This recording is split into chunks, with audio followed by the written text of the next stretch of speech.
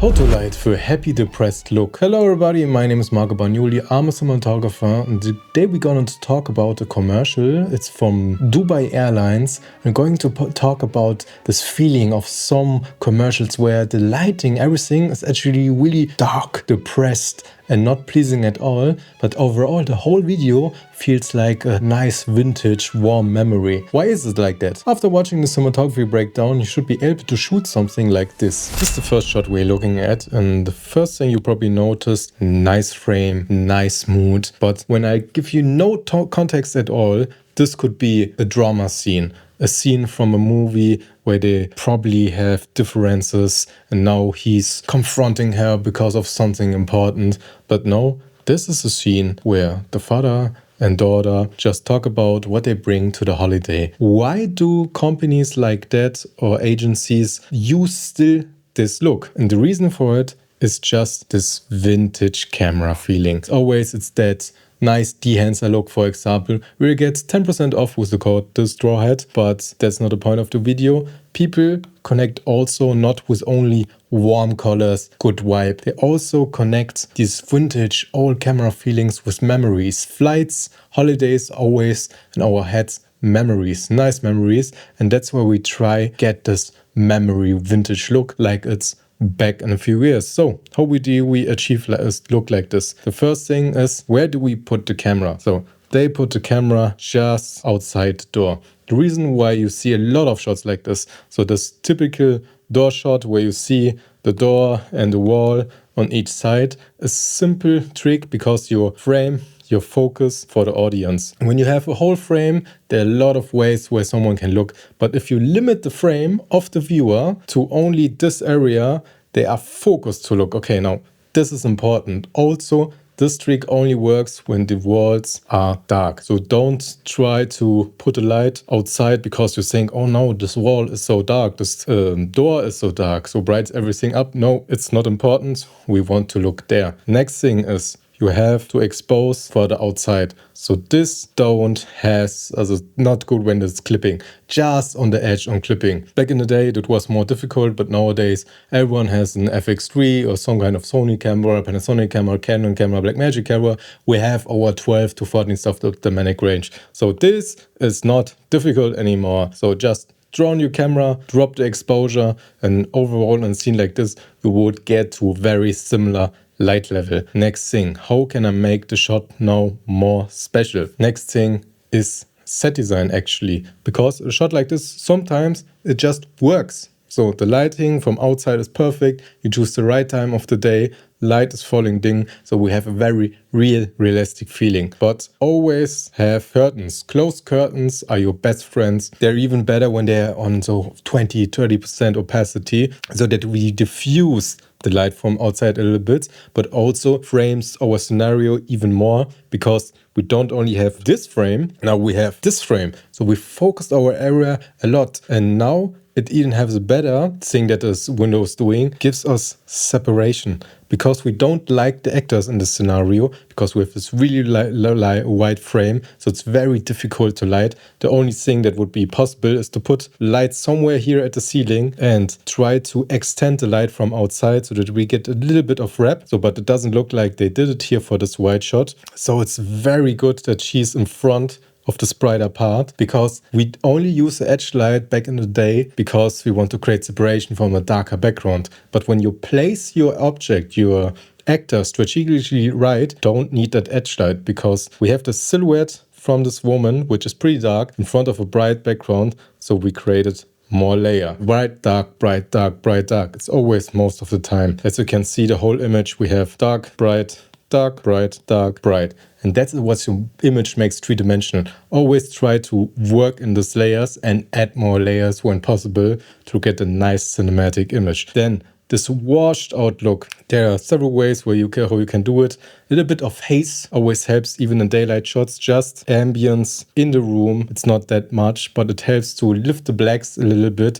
so that they're not crushed in a high contrast scenario like this. Other things are a little bit of filtration, flares, which also, as you can see on her, she looks very milky, so not that much contrast because of the lens choice. So more vintage lenses are much less contrasty. Then for sure color grading, just overall lift the shadows of your image when the details are there and not crushed. It's a nice way to do it. Here's a similar scene from a very similar scenario where she's packing everything. As you can see, we have here the same rules. Don't always have on this vintage of type of shots to expose your actors pretty normal. Yeah, they can be darker, let it be dark. This is this more realistic feeling where nothing feels very lit. You only have sometimes just one fill light, or working with Styro or something like this, where you just bounce a little bit of the real light back so that she's not completely black out. And that's it. As you can see, the exposure on her that you get from outside, or even there is a light, so low that it feels realistic, not lit, just like a memory that someone filmed by themselves, just on a much better camera. But the rules I told you before are the same. Expose for the background so that no highlights are clipped. That's very important for this type of videos and this look.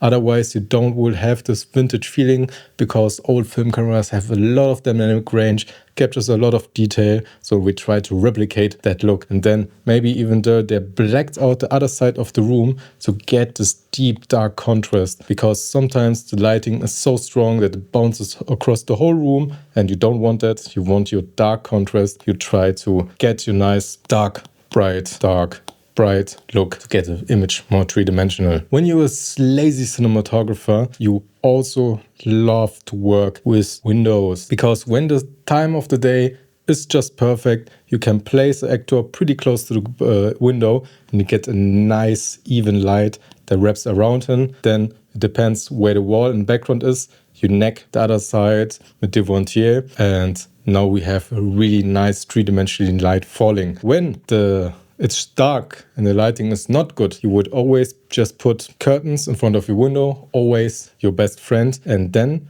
put we draw it a little bit better here. This is the window. Drop an ultra bounce outside the window, then use one of your strongest lights. It depends, it's dark, it's bright outside, but in this scenario it's dark, so 1200x should be enough on a low boy, and just blast it into the ultra bounce, and it will go through the windows and it will feel more like a window light. Always try to mimic the size of your diffusion to that what it feels like. A window size diffusion always will feel like a window, and a big 20 by 20, 3 20 by 20s overall will feel like more sunlight. So always to replicate the size of your diffusion on what it feels like. When you want the feeling of a lamp, a small lamp just beside you, try to make the light a little bit smaller so it would feel very similar. When's the look is when you try to get. So this is a shot where they actually lit a little bit, but also here this feels like a window. She's still standing very close to a window. So try it again, same technique as before. Put your light outside,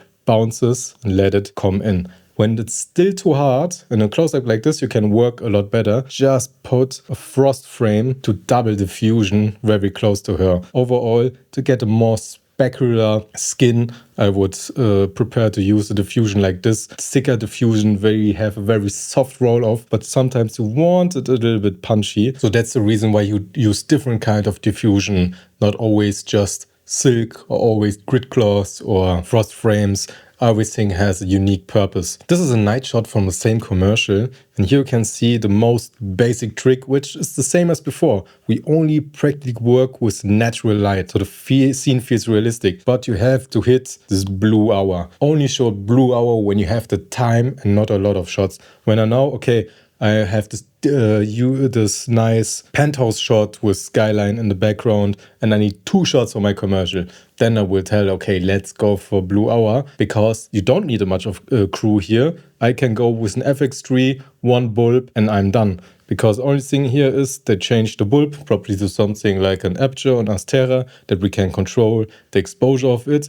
exposed for the background, drop my my actor in, and then okay, he's too dark. So how we fix this solution that he gets a little bit of light, give him a tablet or a smartphone, full brightness, so we get a nice texture on him.